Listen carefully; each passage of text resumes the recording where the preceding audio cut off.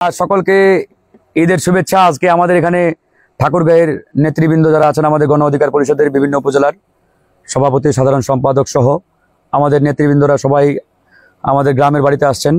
সবাইকেই দাওয়াত দেওয়া হয়েছে। এটা একটা ঈদ আড্ডা বলতে পারেন। প্রচণ্ড গরম, এই জন্য আমরা বাইরে বসছি একবারে প্রাকৃতিক পরিবেশে।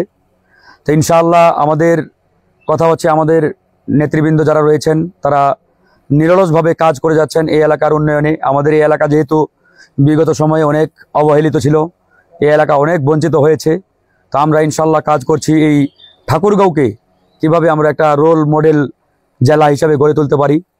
ইতিমধ্যে নানান যে উন্নয়নমূলক কার্যক্রম এটি আমরা হাতে নিয়েছি এবং কাজ চলতেছে। মসজিদ, মাদ্রাসা, মন্দির, কবরস্থান, গোরস্থান, কাঁচা রাস্তা পাকাকরণ, অজুখানা, টিউবওয়েল, এরকম নানামুখী কর্মকাণ্ডের মাধ্যমে ইনশাআল্লাহ আমাদের কাজ চলতেছে।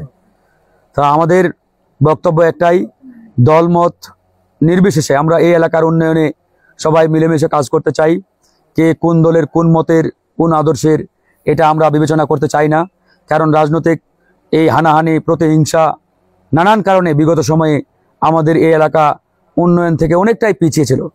সেই জায়গা থেকে আমাদের চেষ্টা থাকবে আমরা যাতে সামগ্রিকভাবে এই এলাকাকে এগিয়ে নিতে পারি। তার জন্য আমাদের গণ অধিকার পরিষদের নেতাকর্মীরা নিরলসভাবে কাজ করছেন, তারা তাদের চেষ্টা অব্যাহত রেখেছেন।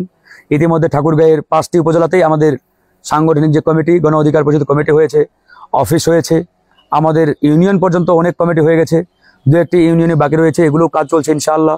আমাদের ওয়ার্ড কমিটিরও কার্যক্রম চলছে, ওয়ার্ডেরও অনেক কমিটি হয়ে গেছে। বাকি যে কমিটিগুলো রয়েছে এগুলোও হয়ে যাবে ইনশাআল্লাহ। তো আমরা সেই জায়গা থেকে আপনাদেরকে নিয়ে আমরা এই এলাকাকে নতুন করে গড়ে তুলতে চাই। এখানে আমাদের জেলার সাধারণ সম্পাদক প্রফেসর সুবহান সাহেব রয়েছেন, এখানে হরিপুর উপজেলার সভাপতি সেক্রেটারি রয়েছেন, বালিয়াডাঙ্গি উপজেলার সাধারণ সম্পাদক সহ নেতৃবৃন্দরা রয়েছেন, পীরগঞ্জের আমাদের সভাপতি সেক্রেটারি রয়েছেন, আমাদের ঠাকুরগাঁও সদরের সভাপতি সাধারণ সম্পাদক রয়েছেন, জেলা কমিটির নেতৃবৃন্দরা রয়েছেন। তো ইনশাআল্লাহ আমরা সবাই মিলে আমরা ঠাকুরগাঁওকে নতুন করে গড়ব, এমন একটা জেলা হিসেবে গড়ব যাতে আমরা বাংলাদেশের যেখানেই যাই আমরা গর্ব করে বলতে পারি আমরা ঠাকুরগাঁওকে এমনভাবে গড়ে তুলছি যেখানে কোনো চাঁদাবাজি, টেন্ডারবাজির সুযোগ নেই, এখানে মাদকের কোনো সুযোগ নেই। ইতিমধ্যে আমরা মাদকের বিরুদ্ধে যুদ্ধ ঘোষণা করেছি। অতীতে যেহেতু এই এলাকায় মাদকে ভরপুর ছিল, সেই মাদকের বিরুদ্ধেও আমাদের একটা লড়াই ইতিমধ্যে শুরু হয়েছে ইনশাআল্লাহ। তো সবাইকে নিয়ে আমরা ঠাকুরগাঁওকে নতুন করে গড়ব। সবাই ভালো থাকবেন ইনশাআল্লাহ, নাকি?